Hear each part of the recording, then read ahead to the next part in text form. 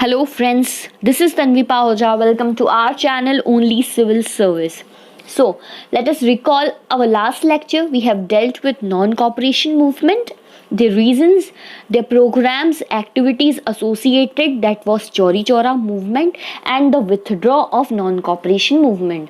हमने बहुत अच्छे से देखा था कि क्या कारण थे जो नॉन-कॉपरेशन मूवमेंट को विथड्रॉ करना पड़ा। साथ ही साथ इसमें सारे लीडर्स जो थे वो अरेस्ट कर लिए जाते हैं in the program of government repressions. तो जब इन सारे लीडर्स को अरेस्ट कर लेती है गवर्नमेंट तो एक पैसिव फेज चालू हो जाता है मूवमेंट का, इंडियन नेशनल फ्रीडम स्ट्रगल के मूवमेंट का पैसिव फेज बिकॉज ऑफ लीडरलेसनेस। तो इसी बीच दो स्कूल ऑफ थॉट्स ओरिजिनेट होते हैं इंडियन फ्रीडम स्ट्रगल में। ठीक है, इसमें दो ग्रुप्स रहते हैं जिसमें one group was led bye CR दास, मोतीलाल नेहरू, अल खान। जो यूथ्स रहते हैं इंडिया के, उनकी आइडियोलॉजी डिफरेंस की वजह से दो ग्रुप नजर आते हैं। दूसरा group was led by C Rajagopalachari, Rajendra Prasad, Vallabh Bhai Patel, MA Ansari. अब ये दो ग्रुप्स रहते हैं। अब हमें देखना है कि क्या आइडियोलॉजिकल डिफरेंस रहता है इन ग्रुप्स के बीच में।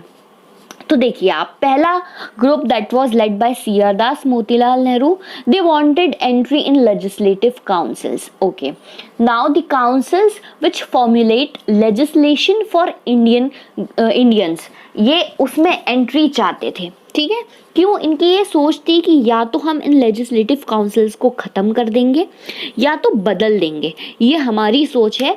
ठीक है, किसकी? यूथ लीडर्स की सोच थी। इनको कहा जाता था स्वराजिस्ट। इनकी ये सोचना था कि हमें हमारे लेजिस्लेशन की मेकिंग में पार्टिसिपेट करना चाहिए। जो सीरीज ऑफ गवर्नमेंट एक्ट पास हुए हैं और उसमें गवर्नमेंट ने हमको मौका दिया है कि हम मेंबर्स बन सकें लेजिस्लेटिव काउंसिल्स का, तो we should utilize that. Okay, तो ये सोच रहती है स्वराजिस्ट की। Now let us come to the other group, they opposed council entry. उनने कहा कि नहीं, हम नहीं मानते कि आपको काउंसिल में एंटर करना चाहिए, हालांकि हमको बॉयकॉट कंटिन्यू करना चाहिए और नॉन कॉपरेशन भी कंटिन्यू करना चाहिए। They were of the thinking that we should resume civil disobedience and hence they were known as no changers। ठीक है, ये बदलाव नहीं चाहते थे फ्रीडम स्ट्रगल में। ये चाहते थे कि हम उसी बॉयकॉट और नॉन कॉपरेशन को क्या करें, कंटिन्यू करें। इनका ऐसा मानना था कि अगर हम पॉलिटिकल वर्क में एंटर करते हैं तो हम कंस्ट्रक्टिव वर्क को भूल जाएंगे। ठीक है, जो हमें अभी लड़ाई लड़नी है स्ट्रगल की, उसके लिए हमें कंस्ट्रक्टिव वर्क लड़ना है, हमें मासेस को अपने आप से जोड़ कर रखना है। इसके लिए हमें काउंसिल में एंट्री नहीं करनी चाहिए। तो ड्यू टू दिस आइडियोलॉजिकल नजर आते हैं। अब हमें पता है कि दो ग्रुप नजर आते हैं तो बहुत प्रॉब्लम्स हो जाती है किसी भी ऑर्गेनाइजेशन के अंदर। तो डिफीट हो जाती है स्वराजिस्ट की। स्वराजिस्ट का ये जो प्रपोजल रहता है to enter into the legislative council was defeated. जैसे ही ये इंडियन नेशनल कांग्रेस के अंदर इसकी डिफीट हो जाती है तो CR दास और मोतीलाल नेहरू रिजाइन कर देते हैं इंडियन नेशनल कांग्रेस से। बोलते हैं कि अब हम इसका हिस्सा नहीं रहेंगे। जैसे ही ये रिजाइन करते हैं, they announced an separate party for them. Congress Khilafat Swaraj party का फॉर्मेशन करते हैं दोनों। इसका दूसरा नाम रहता है स्वराजिस्ट पार्टी। इसमें CR दास जो है उनको प्रेसिडेंट बना दिया जाता है और मोतीलाल नेहरू को सेक्रेटरी। तो हमें याद रखना है कि स्वराजिस्ट पार्टी का जो लीडर्स हैं वो थे CR दास और Motilal Nehru. And why was it? Because they have ideological difference with the no changers and they demanded entry in council, legislative councils. क्या आर्ग्यूमेंट रहता है स्वराजिस्ट का कि क्यों हम एंट्री चाहते हैं? They want entry because they wanted to open a new front. वो चाहते थे कि हम इस तरीके से प्रेयर, पिटीशंस, रिवॉल्यूशनरी एक्टिविटीज, इन सब करके ही अपनी फ्रीडम स्ट्रगल की मांग कर रहे हैं। इसके अलावा हमें अपना दूसरा फ्रंट भी खोलना चाहिए, हमें पार्टिसिपेट करना चाहिए हमारे कॉन्स्टिट्यूशनल मेजर्स के अंदर, लेजिस्लेटिव काउंसिल्स के अंदर। ये हमें दूसरा रास्ता खोलेगा। ठीक है। पॉलिटिकल वैक्यूम है अभी कंट्री में, कोई भी leaders are not more associated with politics of India. तो इस वैक्यूम को हमें खत्म करना है और जो मासेस हैं उनको और दिलासा दे लाना है, एंथ्यूज करना है मासेस को, we are there for you, we will make legislations for you.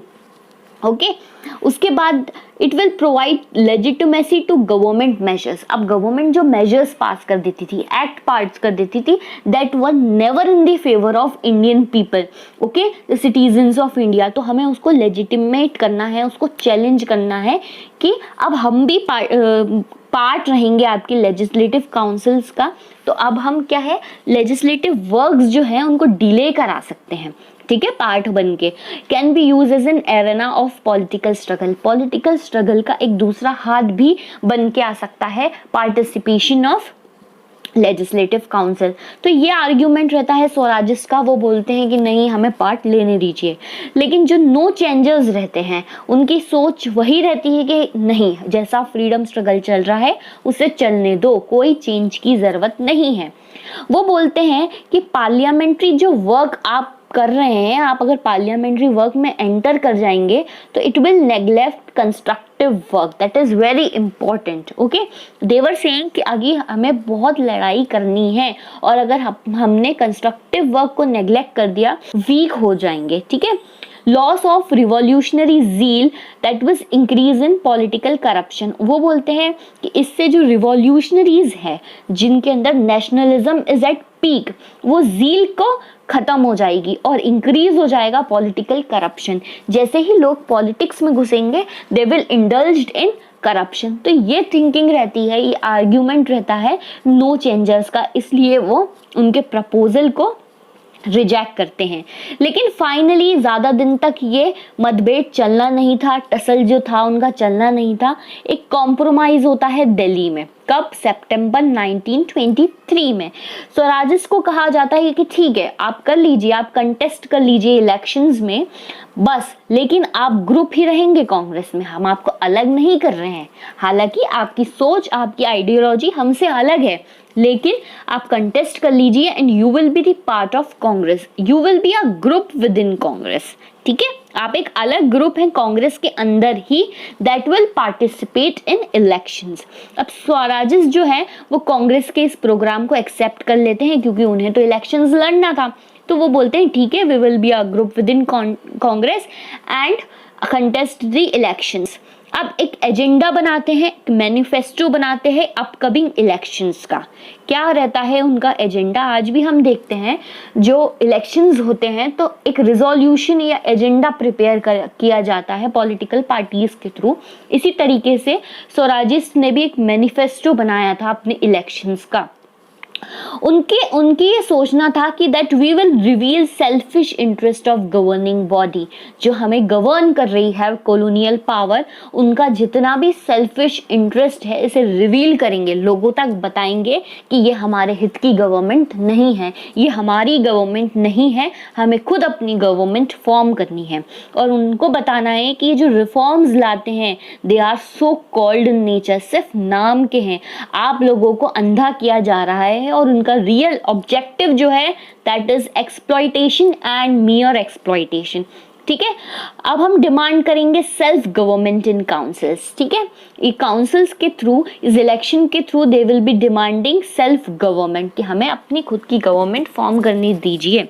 और वो आगे ये भी बोलते हैं कि अगर हमारी इन डिमांड्स को रिजेक्ट कर दिया गया, a policy of uniform continuous and consistent obstruction will be done. अब समझिए आप, यही उनका आर्ग्यूमेंट था कि ठीक है अगर हमारी डिमांड्स उनने पूरी नहीं करी, अब हम इलेक्शंस तो जीत गए, इलेक्शंस में कुछ सीट्स हमें मिल गई, तो we will be a part of legislative council, so we will obstruct their work. मतलब हम कंटिन्यूसली उनके जो काम है उसको ऑब्स्ट्रक्ट करेंगे, किसी को बिल पास करने में डिले करवाएंगे, वोट्स नहीं करेंगे उनके एक्ट के फेवर में। समझना आप बात को, ये मेंटालिटी थी किसकी, स्वराजिस्ट की, ठीक है। अब काउंसिल एंट्री जो है हालांकि डेडलॉक क्रिएट कर देती है किसके अंदर, इंडियन नेशनल कांग्रेस के अंदर, क्योंकि एक बार स्प्लिट हो चुका था इंडियन नेशनल कांग्रेस के अंदर और उसके कॉन्सिक्वेंस जो हैं वो लीडर्स को बहुत ज़्यादा अच्छे से पता थे, तो वो नेग्लेक्ट कर रहे थे कि ऐसा कुछ भी स्प्लिट ना हो। तो नवंबर 1928 में वापस एक मीटिंग होती है और स्वराजिस्ट अब नवंबर 1928 तक मैनेज कर लेते हैं and win 42 out of 141 seats. ठीक है, अब देखिए इलेक्शन होता है इसी बीच और स्वराजिस्ट 42 सीट्स जीत जाते हैं and a clear majority in provincial assembly. जो प्रोविंसेस में जो लेजिस्लेटिव असेंबली बनती है उसमें वो क्लियर मेजॉरिटी पा लेते हैं। तो स्वराजिस्ट की एक तरीके से विक्ट्री हुई है। ठीक है, पहली बार किसी ने लेजिस्लेटिव काउंसिल में एंटर किया है और 42 सीट्स लेकर जीते हैं वो लोग। अब गांधी जी, क्योंकि अब देखा हमने कि डेडलॉक बन गया था सोच की वजह से, तो गांधी जी अपने कदम रखने ही वाले थे। गांधी जी ने कहा, गांधी जी का व्यू अपना वो पेश करते हैं। इनिशियली वो अपोज करते हैं कि I am not in favour with the entry in legislative council, लेकिन फरवरी 24 को उनको किसी वजह से रिलीज कर दिया जाता है जेल से। हालांकि उनको 6 इयर्स की जेल होना थी पर रिलीज कर देते हैं 24 में ही। 22 में उनको अरेस्ट कर लिया गया था under non cooperation movement. Gradually move towards reconciliation with Swarajist. जब वो जेल से बाहर निकलते हैं, स्वराजिस्ट के आर्ग्यूमेंट्स देखते हैं, व्यूज देखते हैं और उन्होंने देखा कि 42 सीट्स मिल गई हमको, तो वो रिकंसिलिएट करते हैं, बातचीत करते हैं स्वराजिस्ट के साथ और उनकी सोच को समझते हैं। अब बेलगांव सेशन होता है 1924 में। अब देखिए हमें बेलगांव सेशन की एक इंपॉर्टेंट चीज नोट करनी है, that is it was the only time where Indian National Congress was presided by Gandhi ji. ये इकलौता ऐसा सेशन था जिसको गांधी जी ने प्रिसाइड किया था। 1924 में हुआ था ये सेशन। तो इस सेशन में इंपॉर्टेंट क्या था, एक एग्रीमेंट हो जाता है स्वराजिस्ट और इंडियन नेशनल कांग्रेस के अंदर, और स्वराजिस्ट बोलते हैं कि स्वराजिस्ट को ऐसा कहा जाता है कि you will work in council, आप काउंसिल के लिए काम करेंगे लेकिन as integral part of Congress. अभी तक उनको एक अलग ग्रुप बना दिया था within Congress, now they were made integral part of Congress. Congress के अंदर का ही हिस्सा है स्वराजिस्ट, लेकिन वो अब लेजिस्लेटिव काउंसिल्स के अंदर वर्क करेंगे। अब हमें देखना है कि अंदर लेजिस्लेटिव काउंसिल में एंटर करने के बाद what were the achievements by Swarajist. Now they agitated through powerful speeches. अब क्योंकि वो इलेक्शंस में जीत गए थे, they were allowed to give speeches, तो they agitated through powerful speeches. Powerful speech दी, अपनी प्रॉब्लम्स बताई, अपनी डिमांड्स बताई काउंसिल के अंदर।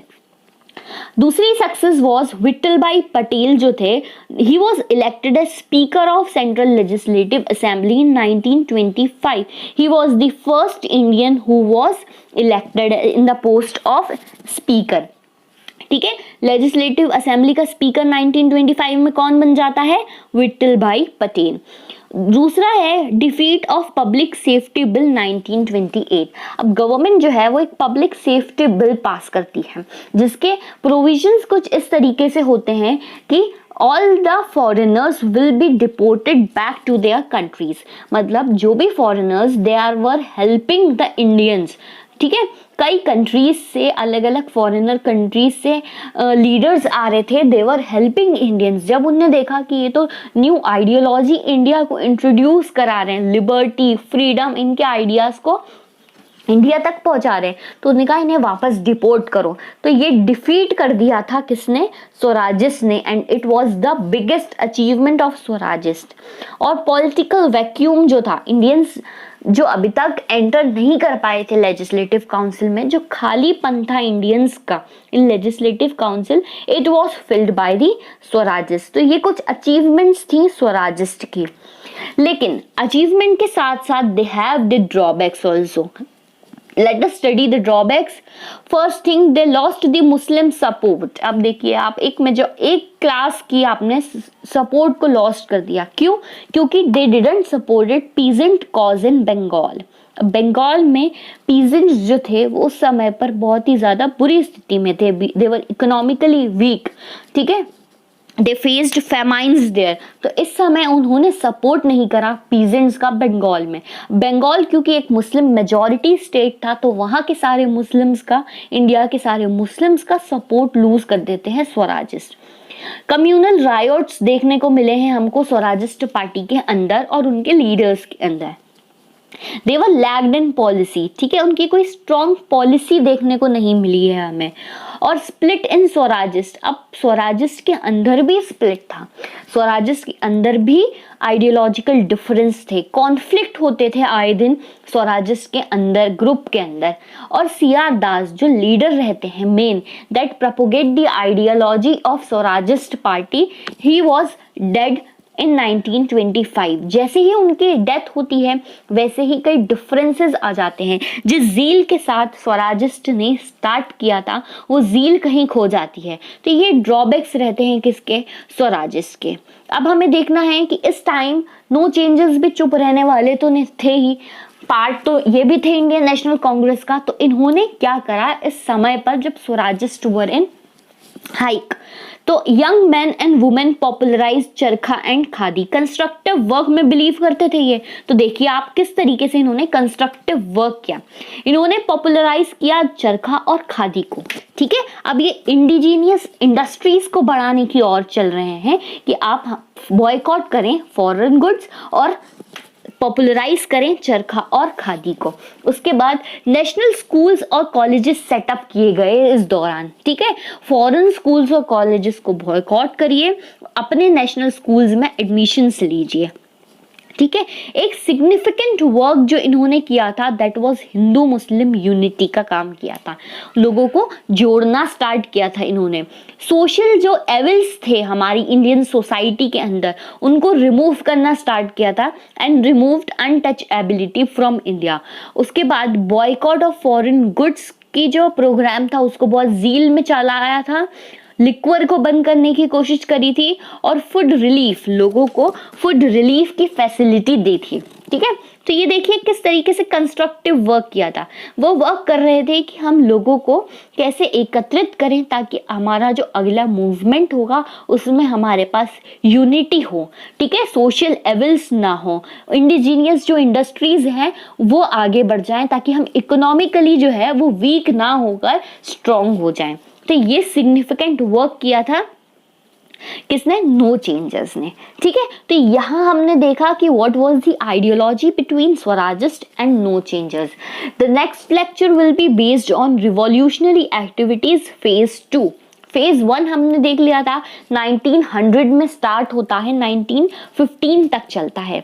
Now there was phase 2 between 1920 and 1930 and the basic reason behind this was leaderlessness. अब हमें लास्ट के 2 लेक्चर्स से ये तो समझ में आ ही गया है कि there was leadership crisis in 1920s time. First because of arrest and दूसरा because of ideological difference. So now to learn the revolutionary activities from our next lecture, do connected with me guys, stay tuned, do like, share and subscribe our channel that is only civil service. Okay, do share our channel. Thank you.